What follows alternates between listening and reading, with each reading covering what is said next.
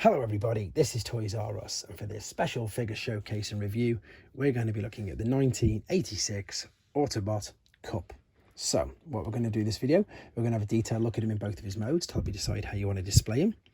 I'll show you the two known variants of him that were released and his accessories that come with him.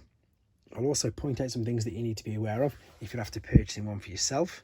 And then, of course, we'll have a look at some other Cup figures that have been released down the generations and newer toy lines. And as I'm lucky enough to have a couple of different types of packaging, we can have a look at the artwork and the battle scenes on the back of that. All right then, here we go. As I said, he doesn't really need much introduction. His name is Cup. He first appeared in 1986, and of course he appeared in the movie. And he's got a brilliant head sculpt there, because I really like the fact that you can tell that he's just a little bit older by that. Ironically enough, look, it's got a bit of a head tilt for articulation, and funnily enough, he does have 100% shoulder rotation all the way around and double flexion at the elbows, and he's even got a wrist tilt, as you can see. Now, unfortunately, that's pretty much it for his articulation. It's all in the upper body. The waist is completely fused, you can tell, and of course, so are the legs. There is a slight tilt to the feet, but that is, in all honesty, that is due mainly to transformation purposes. But let's have a look at him. As I say, he looks good. All of this is completely die cast, so be aware and look out for paint chippings on this particular part. And while we're talking about metal, this was the first release of Cup. These were both, as I say, released by Hasbro, but this guy, the main difference is his wheels there. I don't know if you can make it out in this light. These are die cast metal as well, whereas all subsequent releases were then released. You can just see that these are much darker. These are just black plastic wheels. Again, both legit. This one was just released first, and the plastic wheeled one was released after.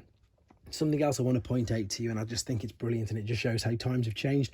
Obviously, with Soundwave using the cassettes and everything, they were believed to be the future.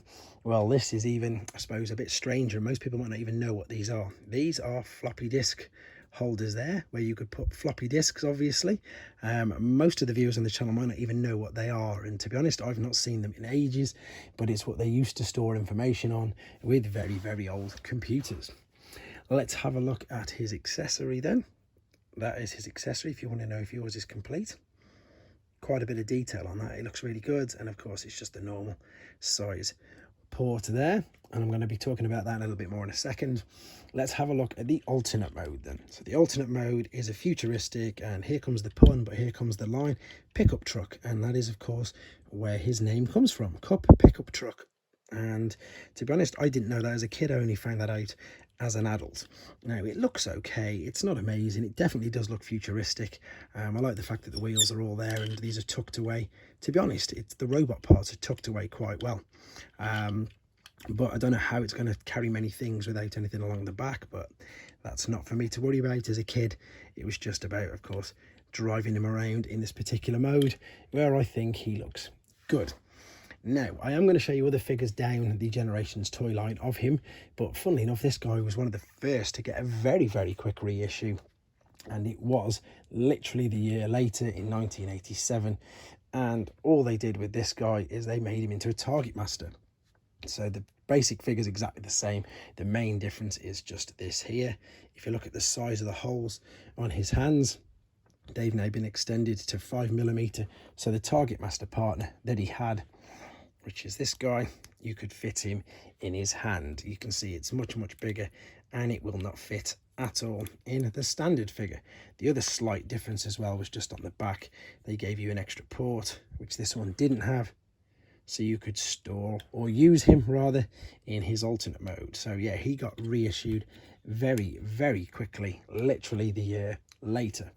Before we have a look at the rest of the figures, let's have a look at some of the boxes and some of the instructions. So I've actually got a set of Canadian, I believe, instructions, because you've got the dual language, and it appears his name in Canada as Queso. Great name. And then what we've got, in fact, let's go through these in order. So this is the standard Hasbro box. There is the beautiful artwork for Cup. There is his transformation process. The toy looks a little darker, that's all I'll say, but no major differences. And because it was 1986, there is the lovely battle scene from the 86, Metroplex and Triptychon, and of course there's his tech spec. 2 robot points as well.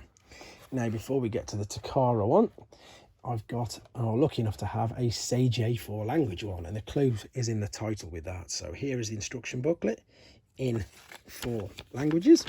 If I open it right out, you can see there they are, but more so you'll notice straight away on the box, again, same artwork. Flip it to the top though, and there's your 4 languages. Now it doesn't make too much of a difference until you turn it round, and then that means your text spec is now huge, and there's an additional 4 boxes along the top. So yeah, this is Central Europe, as you can probably gather by them languages. Battle scene's still exactly the same, but that's again a different variant. Let's have a look at this one then. This one's obviously my newer one.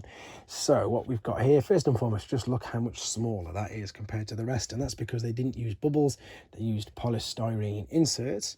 So we've got a reference number. C stood for Cybertrons, which was Autobots, and his reference number was 82. Again, artwork is pretty much exactly the same, and so is the battle scene on the back, just a little lighter. I just want to show you how this guy is stored, and I want to actually have a nose and see if he's metal toes or plastic. Now there's a little bit of plastic which you've probably seen just falling down in the window, and that's how these guys were packed. So you can see this has come off. This was taped over like so, and it was kept in position like that. The instructions, I might as well show you while we're here, they're completely different. They're fold out. I'm going to try my best to get this out without damaging anything. Perfect. Right, there's the instructions, and they're in same colour scheme though. You've got your red, black and white, of course. There's your simple transformation process and how to put the stickers on, and there's nothing on the back. Let's have a look at the actual figure itself then. Again, I'm going to try and get this out so you can see how snugly they fit it.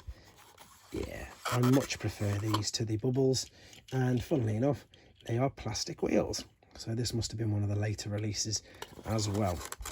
I'm just going to pop him back, and as I do, I'm going to keep talking to you with regards to, again, we know how popular this character is. I'm sure there's more variants than what I've got of him, but I have a Generations version of him. I think this was around about 2011, 2010. Let me just move this out of the way. And that is his version there. Oh, with his head down, that's no good. Then, after that, I've got a Titans Return version of him.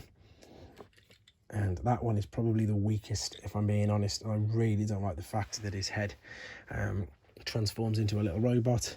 And then finally, the more recent one of him, we've got, of course, the Studio Series 86 version. So again, hugely popular character. I'm sure we'll get more and more reissues of him down there. In fact, there is a new one. There's a new one of this with a different coloured chest already. So there's already a different version of this out. But there you go, guys. A bit of Transformers history for you there. 1986. Of course, first appeared in the movie. Hope you enjoyed looking at him. Hope it brought back nice memories. And of course, please take care. It was Cup, of course. Thanks for watching. Like and comment. And don't forget to subscribe.